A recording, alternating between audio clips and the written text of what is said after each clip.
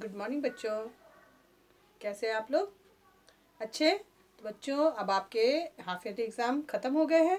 अब आपको अपने जो है आगे की पढ़ाई करनी है। तो आगे आपने इसके पहले पढ़ा था पाठ जो है 6 था, हिंदी 1 में सर्वनाम। अब आपको पढ़ना है पाठ 7 विशेषण। क्या पढ़ना है? विशेषण। तो आप अपनी पुस्तक ओपन कर लीजिए और देखिए कि आपकी पुस्तक में विशेषण से संबंधित क्या क्या चीज़ें हैं। ठीक है, तो आपकी पुस्तक में विशेषण किसे कहते हैं, विशेषण के कितने भेद होते हैं, सभी बारे में बताया गया है। ठीक है, तो देखिए कुछ पाठ से संबंधित चीज़ें दी हुई हैं, हम आपको पढ़ते हैं थोड़ा सा और उसके अनुसार आपको समझाते हैं कि कैसे आप समझेंगे कि विशेषण किसे कहते हैं। कुछ दिनों बाद सलोनी अपना 11वां जन्मदिन मनाने वाली है। जन्मदिन की पार्टी में वह अपने 12 मित्रों को बुलाना चाहती है। उसके माता पिता ने उसे उन सब चीज़ों की एक सूची बनाकर देने को कहा है जो वह अपने जन्मदिन की पार्टी के लिए चाहती है। सलोनी ने कुछ देर अकेले बैठकर सोचा और निम्नलिखित सूची बनाई। देखिए एक सूची बनाई इन्होंने। जैसे देखिए इधर कुछ चित्र बने हुए हैं, उसके बाद देखिए सूची में लिखा है नंबर 1 एक बड़ा चॉकलेट केक। 2 नंबर पे लिखा है 15 कोक पेप्सी की बोतलें। तीसरा है कुरकुरे चिप्स। चौथा है नरम पेस्ट्री। 5वां है लाल पीले और हरे गुब्बारों का पैकेट। 6 नंबर है 1 किलो गुलाब जामुन। 7 नंबर है गरम गरम समोसे। 8 नंबर है लगभग 15 उपहार। तो बच्चों ये देखिए यहाँ पे इन लिस्ट में जो भी इन्होंने सूची बनाई है उनमें जो चीज़ें उन्होंने लिखी हैं उसमें उससे संबंधित कुछ विशेषणों का प्रयोग किया गया है।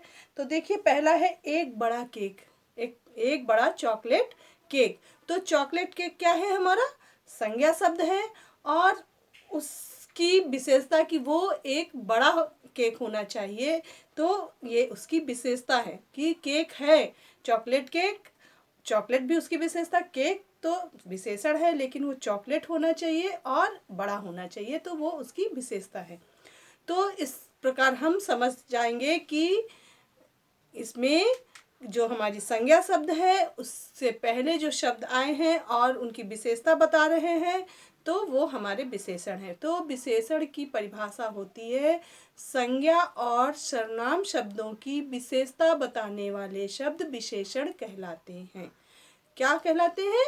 जो संज्ञा शब्द है या सर्वनाम शब्द है उसकी विशेषता, उसके बारे में जो उसके गुण दोष बताए जा रहे हैं या अवस्था उसकी बताई जा रही है, वो शब्द हमारे क्या कहलाते हैं? विशेषण कहलाते हैं। इसी प्रकार ढेर सारा दिया हुआ है 15 कोक, तो 15 अभी जैसे एक बड़ा केक तो वो उसका गुण था कि वो बड़ा होना चाहिए और चॉकलेटी होना चाहिए। तो विशेषण कौन सा होगा? गुणवाचक विशेषण होगा। फिर नीचे दिया हुआ है 15 कोक, तो ये संख्यावाचक विशेषण होगा। फिर कुरकुरे चिप्स, नरम पेस्ट्री, तो ये सब इनके गुण बता रहे हैं तो गुणवाचक विशेषण होगा। लाल पीले हरे गुब्बारे, गुब्बारों की लाल पीला रंग है तो ये भी गुणवाचक विशेषण होगा। 1 किलो, तो नाप तौल जब बताते हैं वो विशेषण हमारे क्या कहलाते हैं? परिमाणवाचक विशेषण कहलाते हैं। 7 नंबर गरम गरम, ये भी गुण बता रहा है तो यहाँ पे होगा ये भी गुणवाचक विशेषण होगा।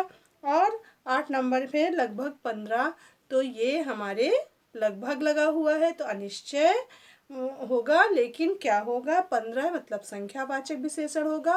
ठीक है, तो इस प्रकार से लिस्ट जो भी इन्होंने सूची बनाई थी उसमें उनसे संबंधित कुछ विशेषताएं लिखी थी उन सामानों से संबंधित, तो वो जो भी शब्द आते हैं वो हमारे विशेषण शब्द कहलाते हैं।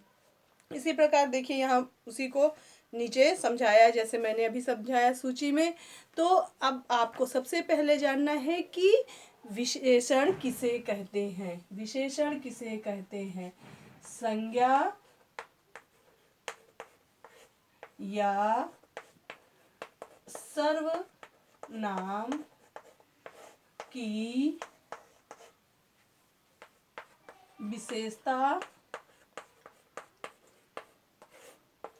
बताने वाले शब्द विशेषण कहलाते हैं।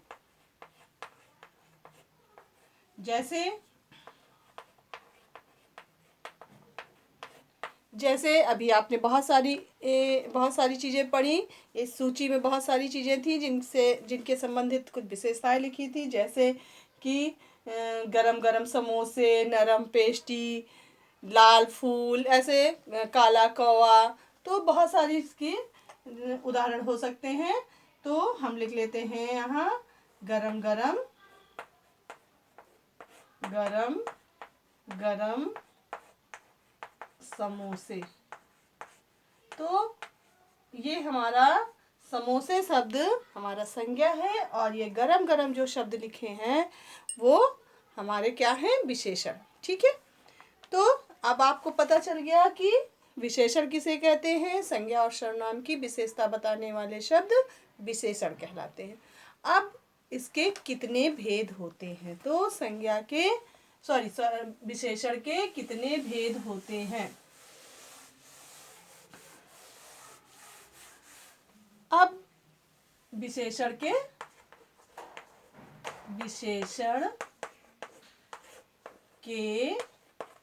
भेद। विशेषण के भेद। तो विशेषण के कितने भेद होते हैं? नंबर 1 होता है गुणवाचक विशेषण, नंबर 2 होता है संख्यावाचक विशेषण, नंबर 3 होता है परिमाणवाचक विशेषण, और नंबर 4 है सार्वनामिक विशेषण। तो कितने प्रकार के होते हैं विशेषण के भेद? 4 प्रकार के। तो विशेषण के भेद कितने होते हैं? 4 प्रकार के। नंबर 1 गुणवाचक विशेषण।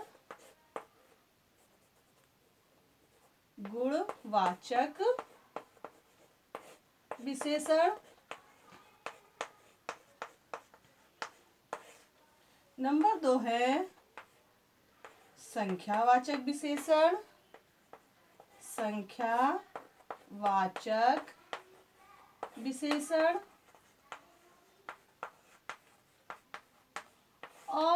नंबर 3 है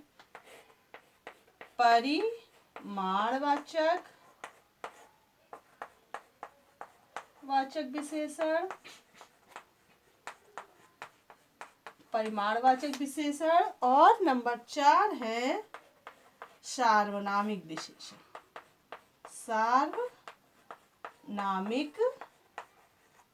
विशेषण।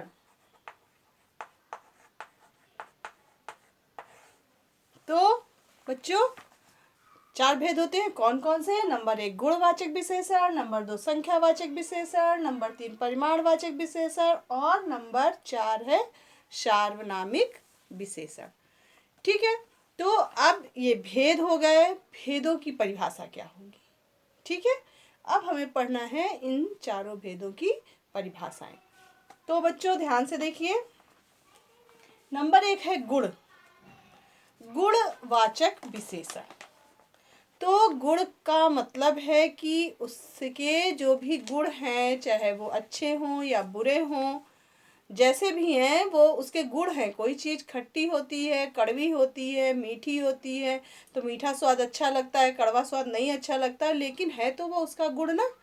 तो जो है ऐसी चीज़ें जब भी होंगी तो वो जो भी विशेषता उसकी होगी वो क्या होगी? गुणवाचक विशेषण। तो सबसे पहला है गुणवाचक विशेषण। तो जब संज्ञा और सर्वनाम के गुण दोष, अवस्था आदि का ज्ञान कराने वाले जो शब्द होते हैं या जो भी शब्द हैं जो उसकी विशेषता बताते हैं, चाहे वो गुण रूपी हो, चाहे दोष रूपी हो, चाहे अवस्था से संबंधित हो, तो वो जो भी विशेषता उसकी है उसको बताने वाले शब्द हमारे गुणवाचक विशेषण कहलाते हैं। नंबर 2 है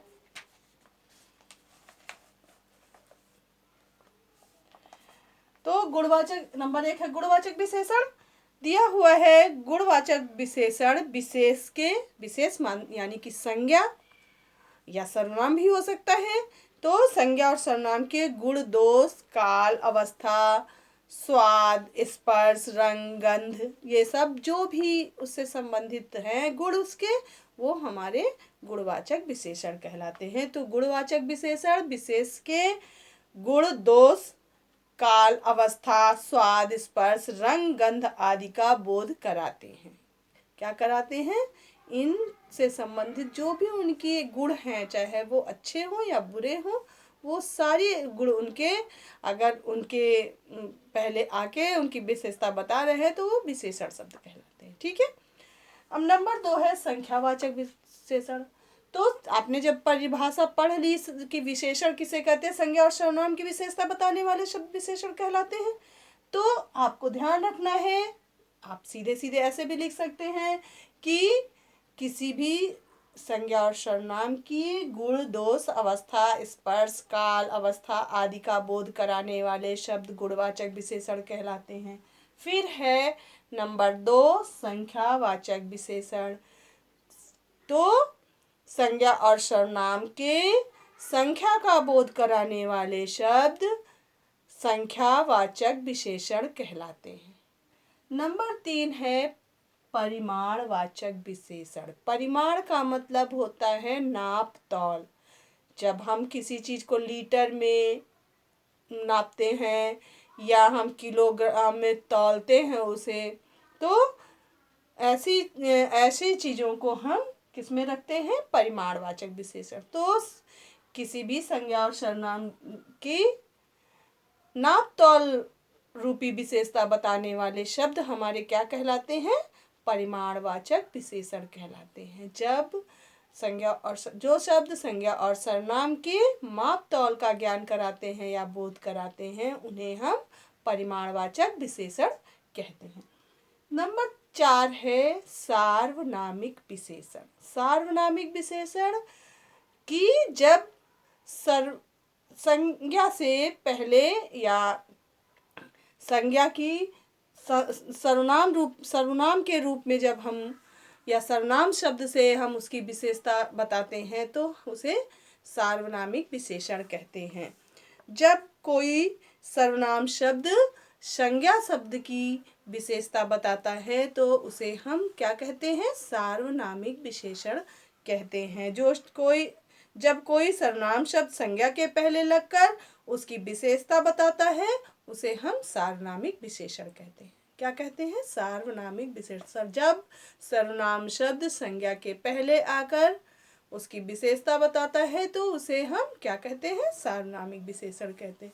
तो बच्चों, आपने आज पढ़ा कि विशेषण किसे कहते हैं, विशेषण के कितने भेद होते हैं। 4 भेद होते हैं। नंबर 1 गुणवाचक, नंबर 2 संख्यावाचक, नंबर 3 परिमाणवाचक और नंबर 4 सार्वनामिक विशेषण।